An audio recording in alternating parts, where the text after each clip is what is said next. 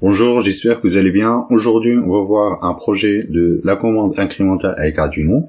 Aujourd'hui, on va voir une stratégie de commande qui s'appelle stratégie de commande incrémentale, qui est très générique, qui va nous permettre d'obtenir une consigne qui est constante.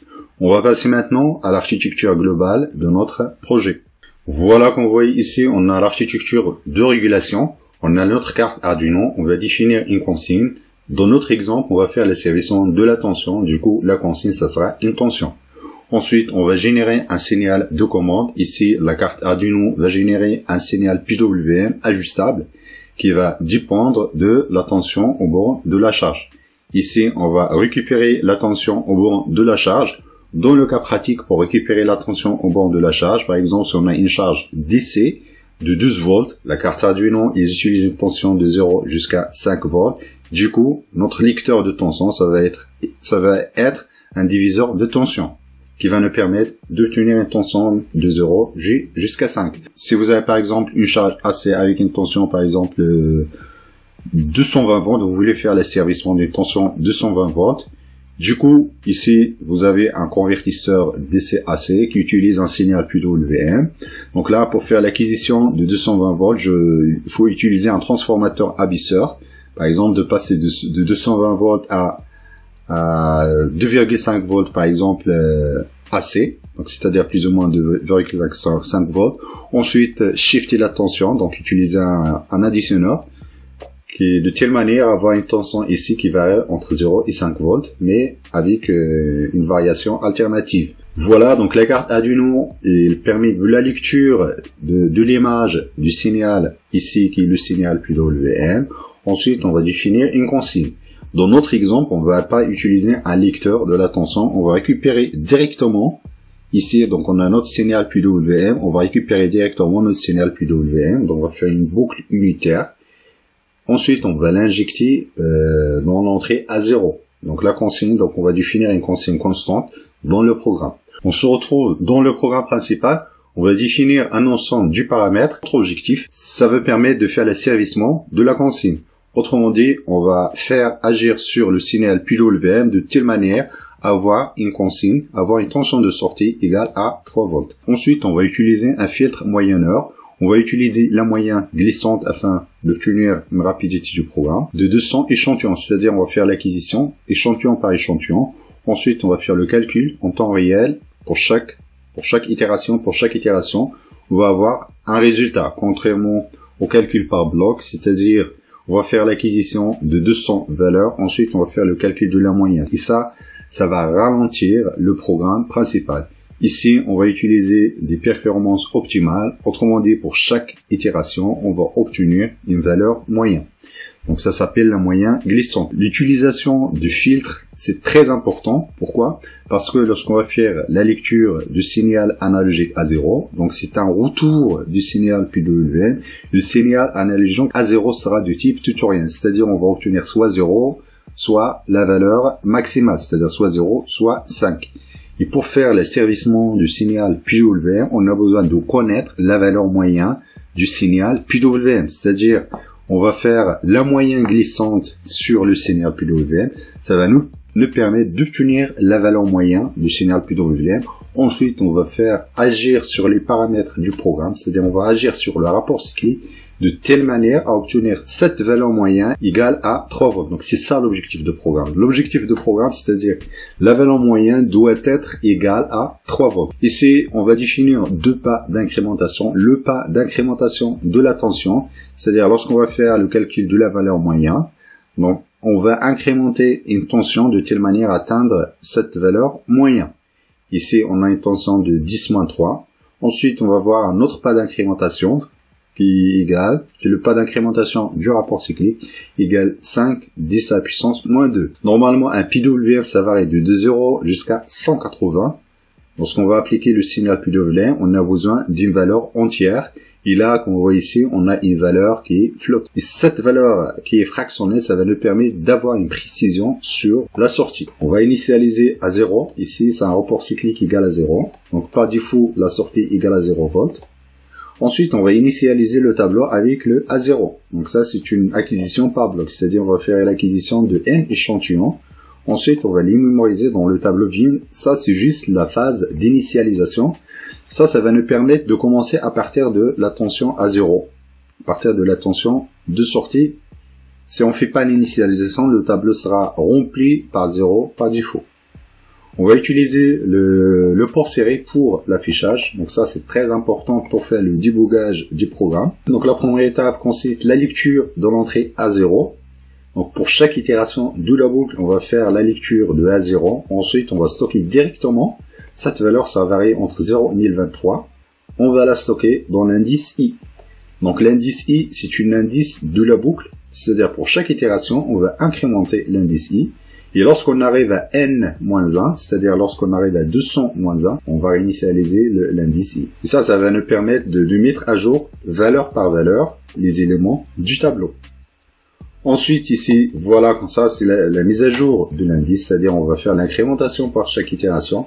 Normalement, ici, c'est n-1. n-1, pourquoi? Parce que ici, on incrémente, ensuite on fait le test. Du coup, le test c'est fait juste après l'incrémentation. Par exemple, ici, si on a égal à 200, I égale à 199, on va incrémenter I, ça sera 200, du coup, il sera initialisé à 0. Du coup, en fin de compte, on aura un indice qui varie de 0 jusqu'à 199. Ensuite, ici, c'est la phase du filtrage. Ici, on va calculer la valeur moyenne du tableau, c'est-à-dire on va faire la somme de tous les éléments du tableau. Ici, on va convertir en forme flottant. Ensuite, on va multiplier par 5 et diviser par 1023. On va faire l'accumulation de toutes les valeurs. Ensuite, à la fin, la valeur filtrée, c'est la somme divisée par n. Ensuite, on va réinitialiser la somme. Du coup, le signal filtré pour nous, c'est la valeur moyenne du signal PWM. Voilà, maintenant, on va passer à la mise à jour de la sortie, c'est-à-dire la génération de la commande, la mise à jour du signal PWM. Ici, on va voir plusieurs configurations. La première configuration, c'est-à-dire, on a atteint la consigne. Lorsque la valeur moyenne, elle est comprise entre la consigne, plus ou moins, 1,5 fois le step. Le step, pour nous, c'est le pas d'incrémentation. Dans ce cas-là, on fait rien, on passe à l'itération suivante.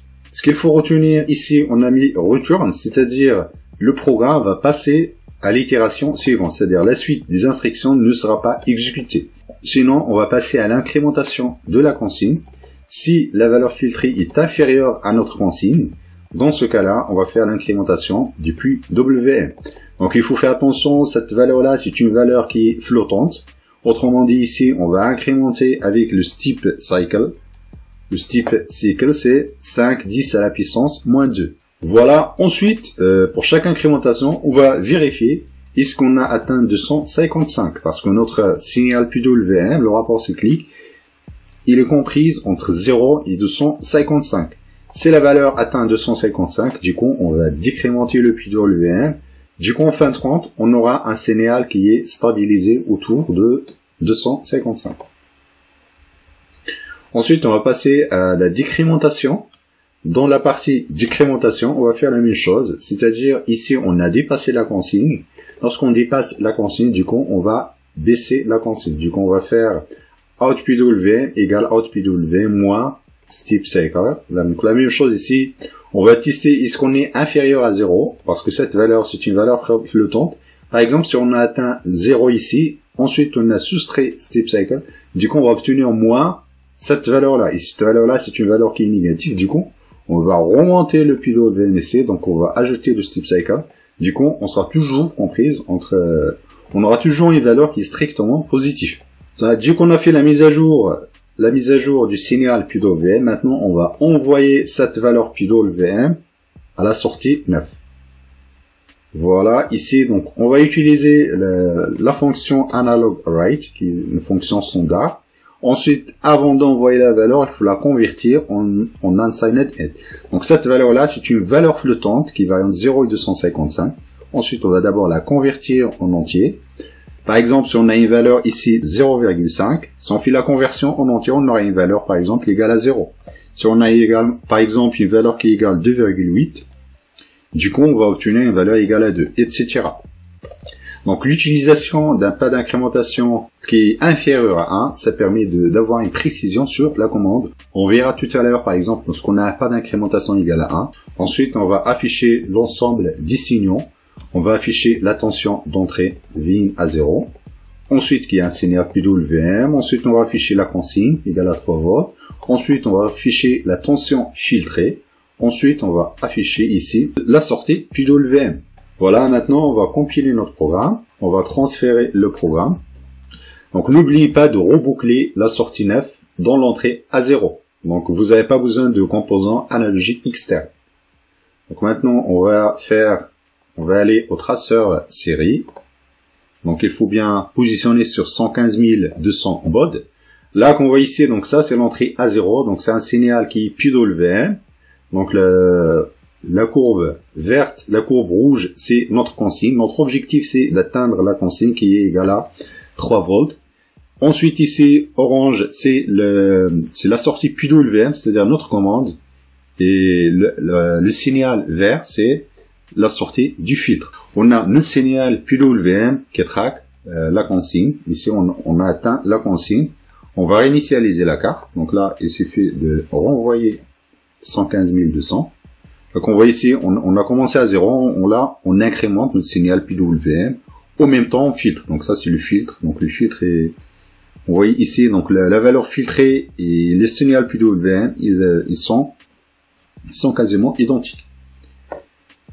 Voilà. Et là ici, donc là on voit que le rapport cyclique ça varie en fonction ici de rapport cyclique envoyé.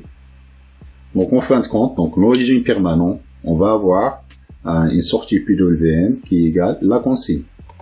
On va faire varier la consigne, par exemple ici, on va mettre 2,5. Donc l'objectif c'est d'atteindre la valeur 2,5. Voilà, donc au début on a un signal PWM égal à 0. Ensuite pour chaque itération on va incrémenter, décrémenter, etc. jusqu'à l'obtention de la consigne. Si on a une consigne égale à 2,5, donc là, on converge vers la consigne dans l'origine permanente. Mais il y a quand même des petites ondulations, donc ça c'est normal parce que c'est l'effet du filtre. Voilà, comme vous voyez ici, on a des oscillations du filtre et le signal PWM. Donc là, ça monte, ensuite l'autre ça descend. Donc on va voir comment ajuster ce problème-là d'oscillation autour de la consigne. Ce qu'on va faire, donc on constate que le signal PWM, il est beaucoup plus lent. C'est-à-dire, on va un petit peu augmenter le pas du signal PWM. On va mettre 10 à la puissance moins 1. Donc là, on va accélérer l'incrémentation du signal PWM. Donc on a multiplié par 10 le pas, l'incrémentation. Là, comme on voit ici, donc le signal PWM, il monte plus rapidement. Il va plus rapidement que le filtre. Donc le filtre, lui, il a un peu plus de temps il prend plus de temps d'échantillon pour calculer la valeur moyenne. Du coup, on a beaucoup d'ondulations. Donc ça, c'est le problème du filtre. Lorsqu'on a un filtre qui est beaucoup plus lent, ça risque de déstabiliser le système. Donc là, on a une incrémentation qui est rapide. Ensuite, on a un filtre qui est plus lent.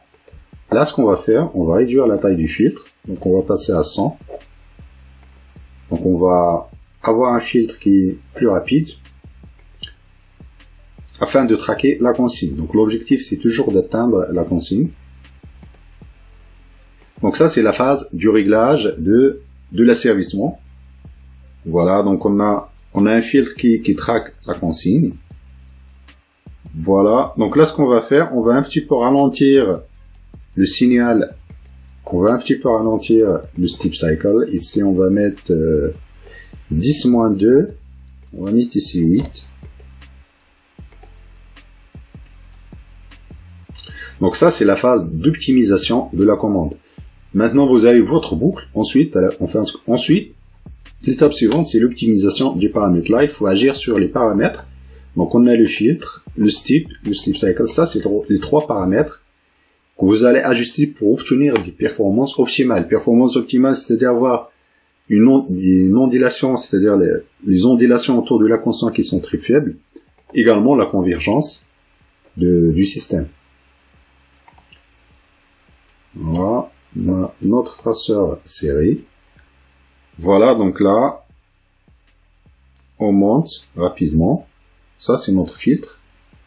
Voilà ici, donc là, on a des ondulations qui sont un petit peu faibles. Donc, on ondule quand même autour de la consigne. On va augmenter la consigne, on va aller jusqu'à 4 volts. Donc, on va faire la même chose. Donc là, on va essayer de faire l'optimisation des performances. On va essayer de tenir des ondulations minimales. Donc là, on monte. Donc la consigne, ça se trouve ici. Donc c'est 4 volts. Donc on va augmenter le rapport cyclique. Là, on monte. Donc là, on est en train d'atteindre donc la valeur ici. Voilà, on a des oscillations autour de la consigne. Donc là, on a notre filtre. Donc le filtre, il est plus rapide, par contre, il est moins précis. Ce qu'on va faire, on va augmenter la précision du filtre. Donc on va mettre 150 échantillons. Voilà. Donc là, on a un filtre qui est beaucoup plus précis.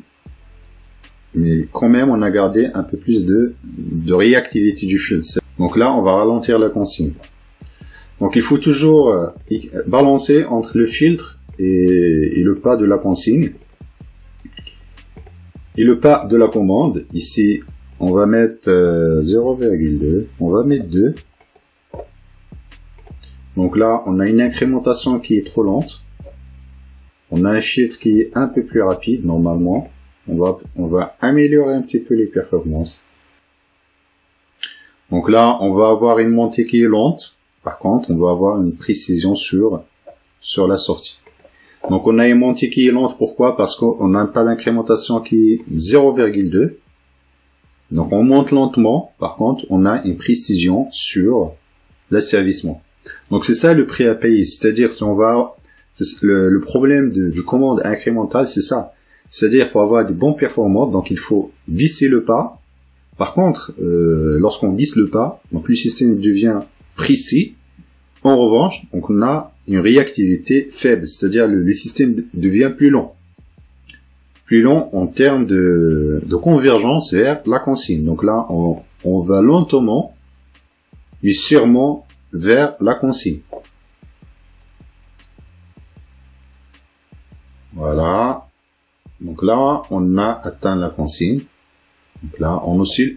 On voit ici, donc là, le filtre, il n'est pas hyper précis. Ce qu'on va faire, on va augmenter la précision du filtre. Donc on va passer à 300. Donc ça, c'est la valeur filtrée, donc la consigne. Et la commande, donc la consigne, ça se trouve ici. Donc là, on va monter doucement. Donc on verra dans le régime permanent, est-ce qu'on doit obtenir de faibles ondulations. Normalement ici, donc là, on a utilisé des instructions ici, donc ça ralentit la boucle, ça casse la vitesse de la boucle. Normalement, quand vous allez enlever ça, donc ça va accélérer, le système, ça va vite converger vers la consigne. Voilà, donc là, on approche de notre consigne. C'est par exemple, il y a du problème, par exemple, on a le filtre qui monte et l'incrémentation qui baisse.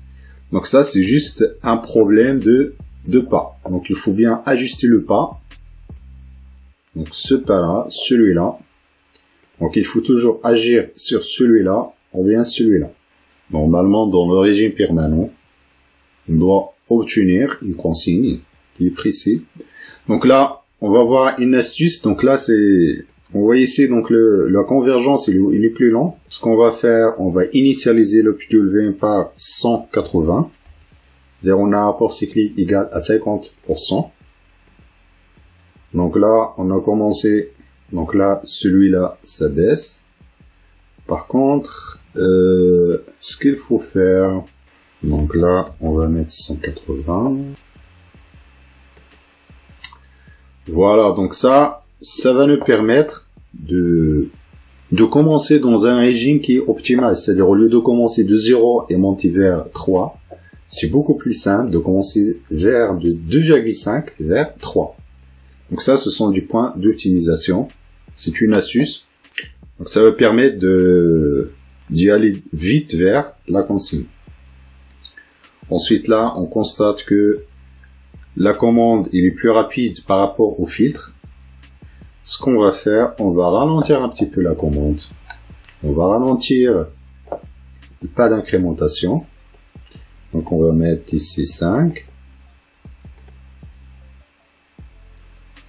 Donc quand vous faites des analyses comme ça, le plus important, il faut pas que l'incrémentation va vite que le filtre. Parce que par exemple, si l'incrémentation monte et le filtre ne suit pas, donc ça va créer des ondulations, des oscillations. Donc il faut que le filtre suit l'incrémentation afin de converger vers la consigne. Donc là, on va voir un cas extrême, c'est-à-dire on a une incrémentation qui est très rapide. Donc si on a une incrémentation qui est rapide ici, on va mettre par exemple un pas d'incrémentation égal à 1. On va mettre 1.0. Donc là, on va voir la différence. En 256 itérations, on a fait de 100% du rapport cyclique. Par exemple, si on a un pas d'incrémentation égal à 10 moins 3, donc il faut 256 000 itérations. Donc ça, c'est la différence. Donc ça va nous permettre d'avoir une résolution sur l'incrémentation du rapport cyclique. Voilà, on va afficher les signaux. Donc là, on a un pas d'incrémentation égal à 1. Donc l'incrémentation est beaucoup plus rapide. Comme vous voyez ici, donc le filtre, il a du mal à suivre. Lui, il a besoin de 200 itérations pour accumuler les échantillons. Du coup, l'incrémentation, décrémentation, ça va trop rapide. Du coup, ça crée des ondulations, des oscillations. Quand vous avez des oscillations comme ça, c'est un problème soit du filtre, soit du pas d'incrémentation. Donc pour régler ça, ce qu'on va faire, on va dégrader les performances du filtre. Voilà, on va essayer, on va mettre 100. Voilà, donc on a le filtre qui stabilise. Donc là, on va essayer de caler le pas d'incrémentation sur le filtre. On va ralentir le pas d'incrémentation, c'est-à-dire on va passer de 1 à 0,1. Donc 1 exponentielle moins 1. Ce qu'il faut retenir, soit on a un temps de réponse qui est trop long, on a des ondulations qui sont trop faibles, ou bien on a un CC qui est trop rapide, mais le prêt à payer, c'est des ondulations. Ensuite, ce qu'il faut essayer, c'est d'agir sur les trois paramètres. Là, on a fait varier le N et celui-là. Ensuite, vous pouvez ajuster les trois paramètres pour obtenir des meilleures performances. On arrive à la fin de la vidéo. Si vous avez des questions, n'hésitez pas à mettre en commentaire. Je vous remercie de votre attention et à la prochaine vidéo.